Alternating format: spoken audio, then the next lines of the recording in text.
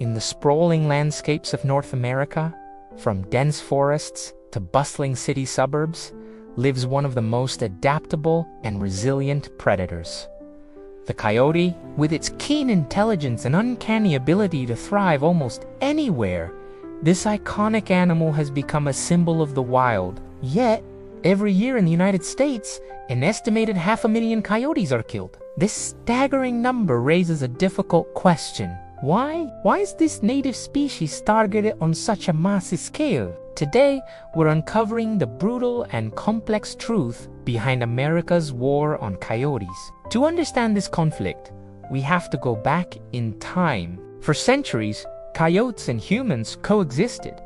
But as settlers expanded westward, clearing land for agriculture and livestock, the relationship soured. Coyotes, being opportunistic predators, occasionally preyed on sheep, calves, and other livestock. This put them in direct conflict with ranchers and farmers whose livelihoods depended on their animals. In the eyes of many pioneers, the coyote wasn't just a wild animal, it was a threat, a pest that needed to be controlled. This perception sparked a long and often brutal campaign to eradicate them. In the early 20th century, this effort became institutionalized. Government agencies were formed with the specific purpose of predator control. Programs were launched using a wide array of methods, including trapping, poisoning, and aerial gunning. The goal was clear: to reduce coyote populations to protect agricultural interests. This war was waged with relentless determination, yet it produced a surprising and ironic outcome. The more pressure that was put on coyotes, the more they seemed to thrive. Scientists now call this compensatory reproduction. When coyote populations are heavily reduced, the survivors respond by having larger litters, and more pups survive into adulthood. Instead of wiping them out, the widespread killing inadvertently made the coyote population even more resilient and widespread.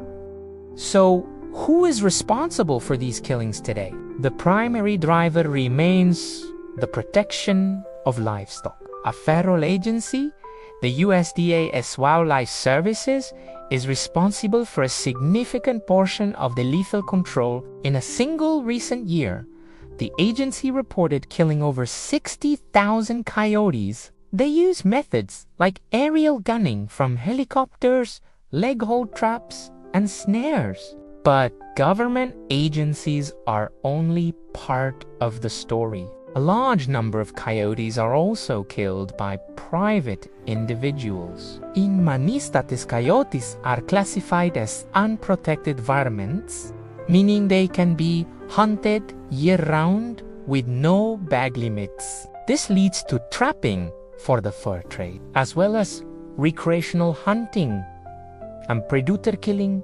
contests where participants compete for prizes based on how many coyotes they can kill.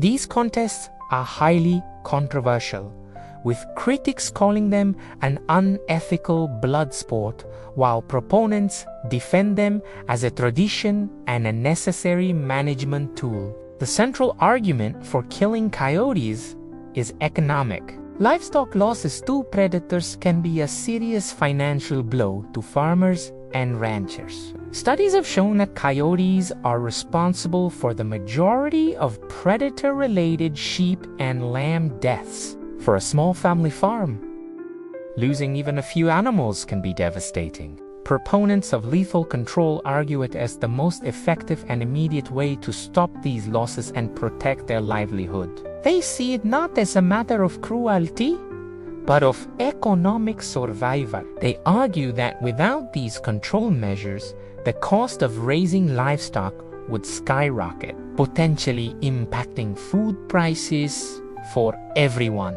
Furthermore, some hunters view coyote management as essential for protecting populations of other game animals, like deer or wild turkeys, believing that fewer coyotes mean more of these species will be available for hunting. But the issue is far from one-sided. A growing number of scientists wildlife advocates, and even some ranchers are questioning the effectiveness and ethics of widespread, indiscriminate killing. Ecologically, coyotes play a vital role as a keystone species. They help maintain healthy ecosystems by controlling populations of rodents and other small mammals, which can prevent the spread of disease and protect crops. By preying on mesocarnivores, like raccoons and foxes, they can even indirectly benefit ground-nesting birds whose eggs might otherwise be eaten. When you remove a top predator from an ecosystem, the consequences can be unpredictable and often negative, creating an imbalance that ripples through the entire food web. This is known as a trophic cascade. Killing coyotes can actually lead to an explosion in rabbit and gopher populations, causing more damage to crops than the coyotes ever did. Beyond the ecological arguments, there are profound ethical questions. Many people find the methods used to kill coyotes, such as legal traps or poisons that cause a slow, agonizing death, to be inhuman. They argue that as an intelligent, social species, coyotes deserve more respect and that recreational killing contests glorify violence against wildlife. This has led to a powerful movement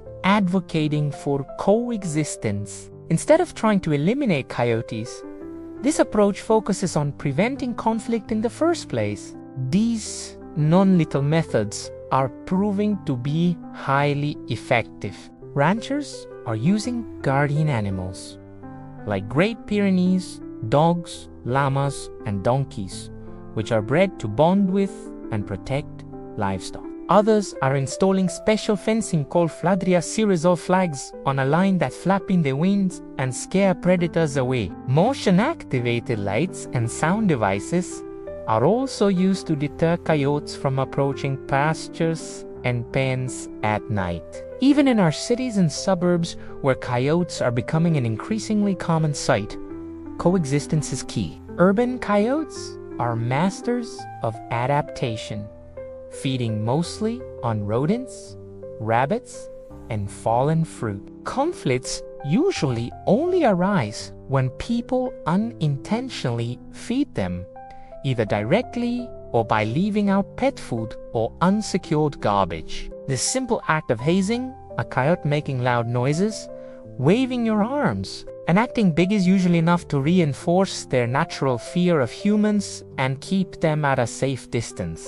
Education is the most powerful tool. When communities understand coyote behavior and take simple precautions, humans and coyotes can, and do, live side-by-side peace. So, where do we go from here? The war on coyotes is at a crossroads. On one side, you have a century-old tradition of lethal control, rooted in economic necessity and the view of the coyote as a pest. On the other, you have a modern, science-based understanding of the coyote's ecological importance and a growing ethical movement demanding more humane, non-lethal solutions. The debate is complex, touching on economics, tradition, science, and morality. There are no easy answers. But as we've seen, the old ways of indiscriminate killing are not only brutal but often counterproductive. The future likely lies in a more nuanced approach, one that combines targeted, strategic control where necessary, with a broader emphasis on non-lethal deterrence and public education. The story of the coyote is ultimately a story about us. It forces us to ask what kind of relationship we want to have with the wild world that still exists at our doorstep. Can we find a way to share the landscape? The fate of hundreds of thousands of coyotes each year depends on our answer. Thank you for watching. What are your thoughts on this complex issue? Let us know in the comments below. And if you found this video informative, please give it a like and subscribe for more deep dives into the world around us.